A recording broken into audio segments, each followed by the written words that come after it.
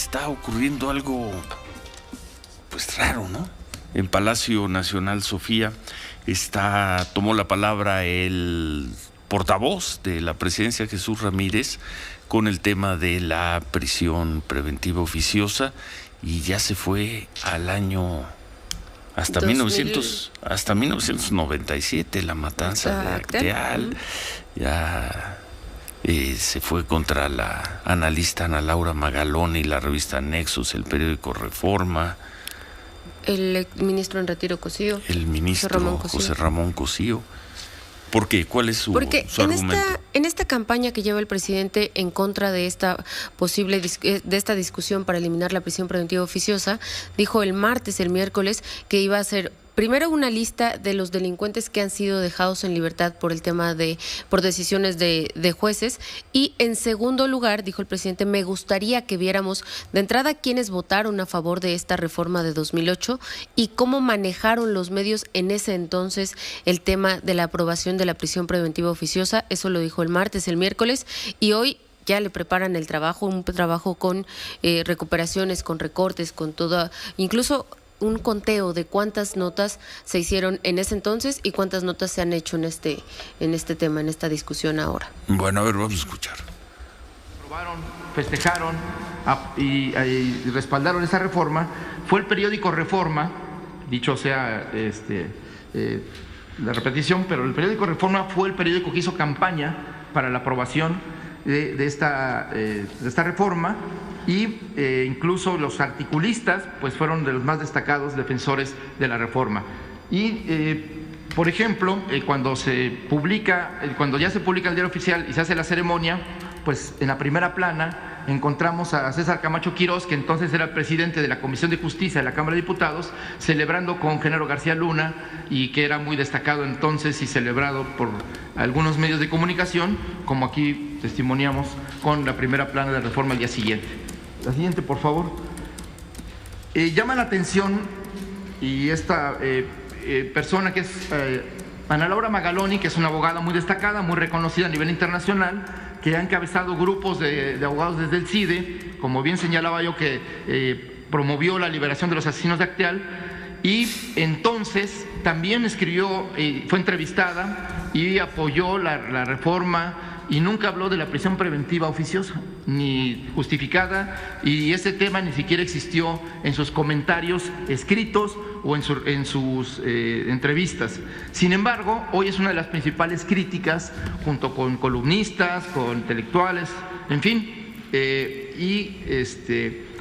sin embargo, ahora incluso habla de que eliminar la figura de la prisión preventiva le quitaría al presidente de la República un instrumento contra sus adversarios políticos, ¿no? Entonces, la diferencia interesante. Ana Laura Magaloni promovió la liberación de los asesinos de Acteal. ¿Qué tal? No, pues a mí me parece que es la estrategia básica de este gobierno, que todo el tiempo es ensuciar o menospreciar. Pero yo creo que sí vale la pena nada más recordar rápidamente, Ciro, lo siguiente. Este presidente que está aquí hablando a un lado a un lado de quien está hablando, que es el vocero, que está escuchando, propuso a Ana Laura Magaloni al cargo de ministra de la Suprema Corte de Justicia de la Nación. Entró en la terna con Diana Álvarez, entonces subsecretaria de Gobernación, con Margarita Ríos Farjat, que es hoy ministra de la Corte, y con Ana Laura Magaloni. Palabras del presidente López Obrador en noviembre 22 del año 19. Son 3 mujeres con una muy buena trayectoria académica y en el servicio público, de modo que los senadores van a poder elegir como siempre en libertad.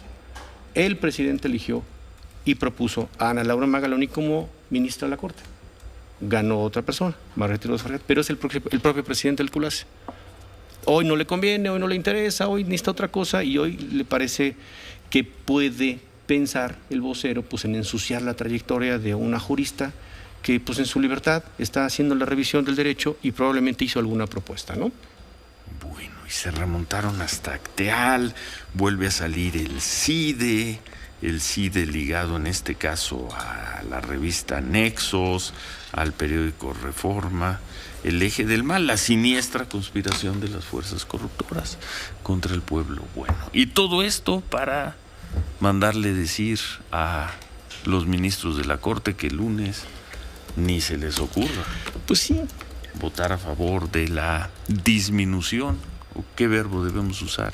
De la eliminación, Ciro, de la supresión, sí, las convenciones. Es inconvencional, lo ha dicho el ministro Líbano y otra vez, es inconvencional por el abuso que ha tenido de aprovecharse en este gobierno de meter a la cárcel sin probarle la acusación. La supresión de la prisión preventiva oficiosa, que anda nada, que embestida desde el Poder Ejecutivo, que yo creo que no está mal, finalmente. El Poder Ejecutivo tiene una visión, tiene una posición en ese tema y ha echado mano de todos sus recursos.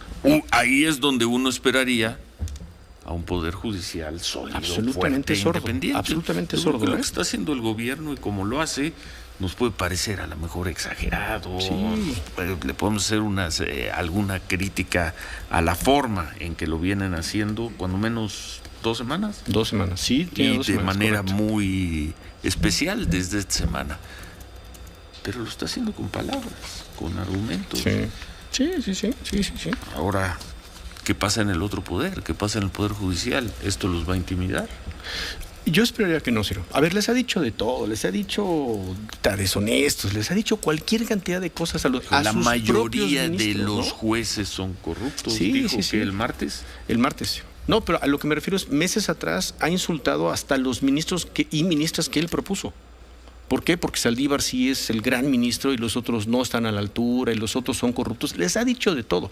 Yo creo que a esta altura los ministros y las ministras pues ya ven pasar las palabras del presidente como habituales. ¿Tú crees? Pues es un presidente que insulta, que humilla, que amenaza con sus palabras, que demerita con sus palabras por 4 años. Pero es el presidente. Que ya lo deberían ver pasar sin mayor cosa, ¿sí o no?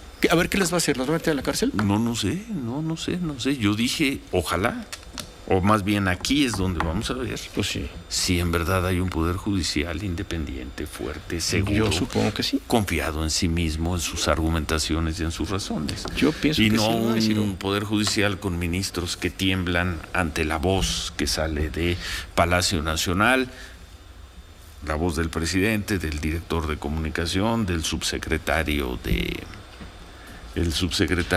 seguridad, algo ha dicho el secretario de Gobernación también sobre el tema. Veremos a los ministros el lunes. ¿Qué más? ¿Ya terminó Jesús Ramírez? Ya terminó Jesús Ramírez. ¿Con qué terminó? Pues terminó diciendo que este gobierno no viola derechos humanos, no se han violado derechos humanos, ni siquiera se han realizado cateos sin órdenes de jueces.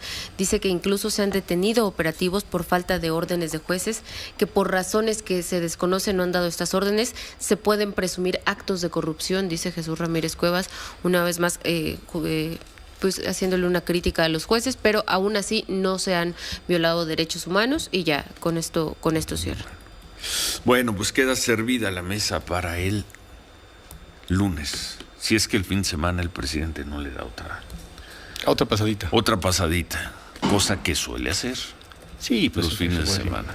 Pero el lunes comenzará la discusión, así está planteada.